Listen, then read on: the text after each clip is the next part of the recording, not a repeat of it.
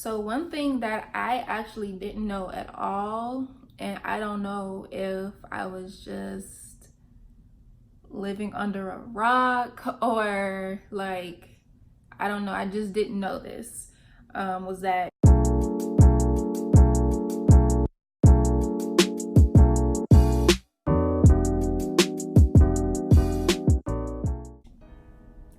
Hi everyone, and welcome to my channel. My name is Kayla, and in today's video I will be talking to you guys about the things that I wish I knew before applying to dental school. So to give a little bit of background, I applied last cycle in 2018, and I am currently a D1 at the University of Southern California. So I just wanted to come on here to talk to you guys about the things that I wish I knew when I applied in that cycle. So one of the very first things that people will tell you is that you need to apply early.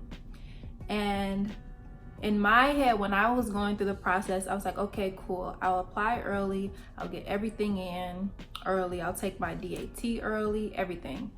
However, that was not the case for me. I procrastinated way more than I should have and didn't end up sitting my applications in until during the later part of the cycle. So do everything early.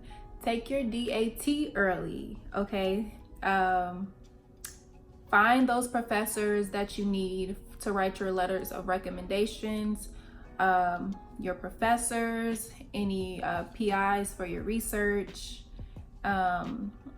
previous bosses, volunteer, whoever it may be that you know will write you a strong letter. Find those people as soon as possible. And you also don't want to wait until everybody else is trying to do this, because then professors will have a ton of students asking them. So they may have limits on how many letters of recommendations they're writing for the semester, and things like that. So you definitely want to get everything in acts early. So there's definitely benefits to applying early for very obvious reasons. So definitely do that. Put that in your head when you're studying for your DAT and everything like that. Before you even get into this actual cycle, before that cycle opens, you need to know exactly what you need to do. You need to have that set out in your head, make a planner, make a calendar, put everything in your notes. I don't know, whatever you need to do to plan out the timeline in which you need to do things and what exactly you need to do. That will help you a lot, and I wish I would have done that.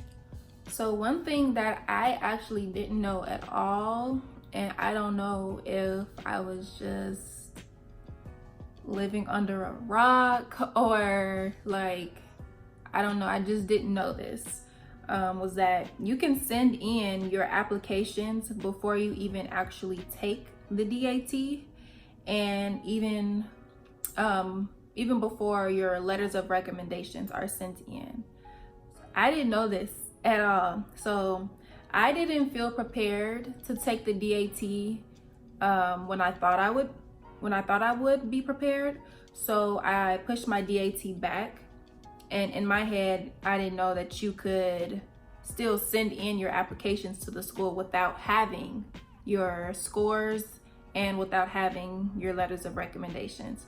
So when I pushed my DAT back, I pushed my whole application back. And that didn't have to happen. You know what I mean? So if you don't feel confident enough in taking your DAT when you have it planned, it's still okay to send in those apps. So send your applications in. Please send those applications in. It does not matter if you don't have your scores, if you haven't taken the DAT, and it doesn't matter if you don't have your letters of recommendations. You can still send in your applications to the schools. And then once you send those in, I believe what happens is your file will be put back on top so they can re-look through everything about you, about your application. So definitely do that so you can have something in. Another tip that I have is to save money. Applications are expensive, especially when you're applying to a lot of schools.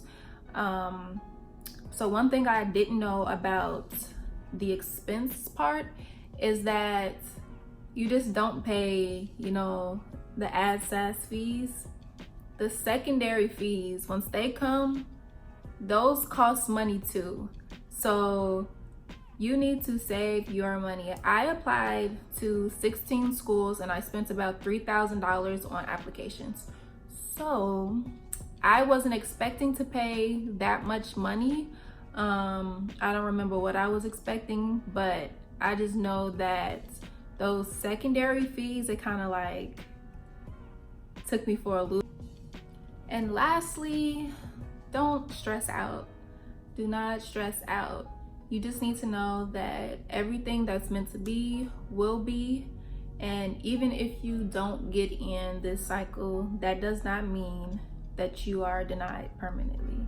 Delayed does not equal denied. So just be confident, be positive, and just trust the process.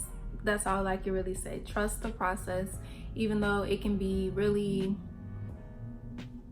you can just have like a lot of negative thoughts about everything. What if I'm not good enough? What if my score wasn't good enough? What did these people write about me for my letters of recommendations? Things like that. Was my essay strong enough for my secondaries? All of that, just stop. Just stop and just trust yourself and trust the process, trust God, and like I said, everything that's meant to be will be. So that's all for this video. I hope you guys enjoyed it, and don't forget to like, comment, and subscribe. If you have any questions, feel free to comment them below.